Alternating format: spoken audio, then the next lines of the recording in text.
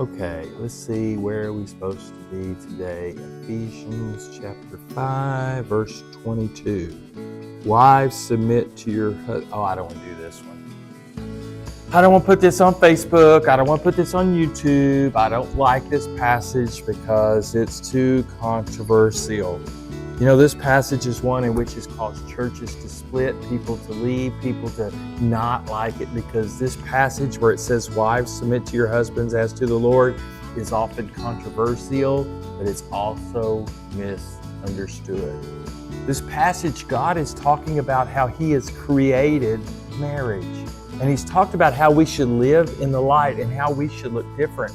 And there is an order to everything. God is not a God of chaos. He's a God of order. And so now He talks about wives and husbands. How should they get along? How children and parents should get along. How bosses and their employees should get along. And as He goes through this, He begins and says, wives, submit to your husband. He's put the husband as the head of the household.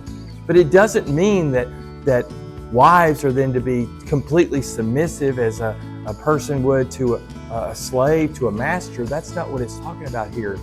Paul makes it very clear that the wives should listen to the husband, but she should not just take it without realizing what God has called her to do. The husband may be asking her to do something to disobey God, and that is not right. But God also puts in His word this. Not only should wives submit to husbands, He says this in verse 28. He says, in the same way, husbands ought to love their wives as their own bodies. He who loves his wife loves himself. You see, God tells wives where they should be submitting, but He raises the bar on the husbands who say, put their wives first. I look forward to seeing you tomorrow. But as we read God's Word, even when it's hard, listen to what God's Word says. I'll see you tomorrow.